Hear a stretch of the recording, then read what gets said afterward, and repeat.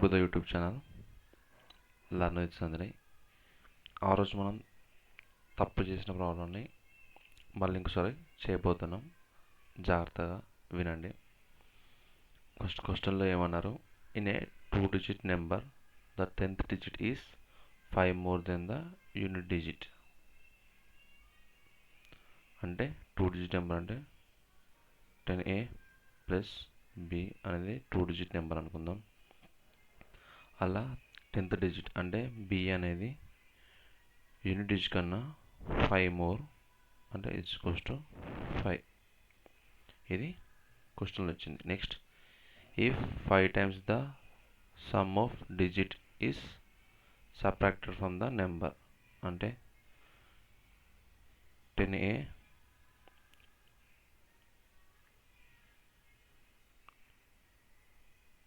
అంటే number 10A number నుంచి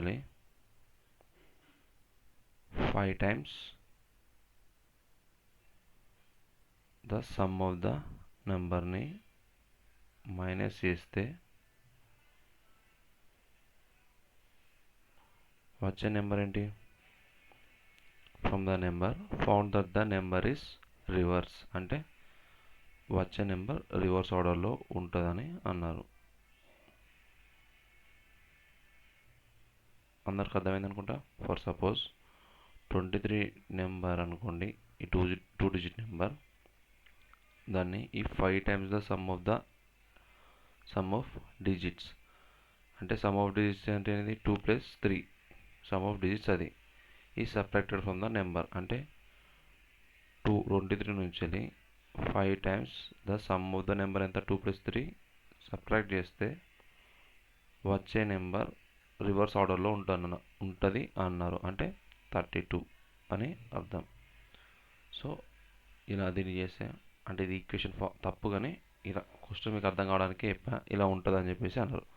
so దీన్ని సాల్వ్ చేస్తే మనకి వచ్చేది 5A - 4B equals to 10B + A. B నన్ను తీసుకొని ఏని తీసుకొస్తే 4A equals to 14B. A/B ratio 7/2. So మనకి ఇక్కడ ఆల్రెడీ ఒకటి ఈక్వేషన్ ఉంది కాబట్టి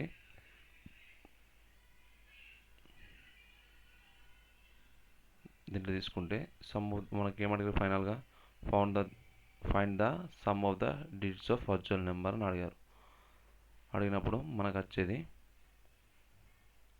ఇక్కడ 10th digit. సో ఇక్కడ ఇది యూనిట్ డిజిట్ అవుతుంది, ఇది 10th digit అవుతుంది. సో మనం రివర్స్ ఆర్డర్లో రాసాం. 10th digit ఏంది?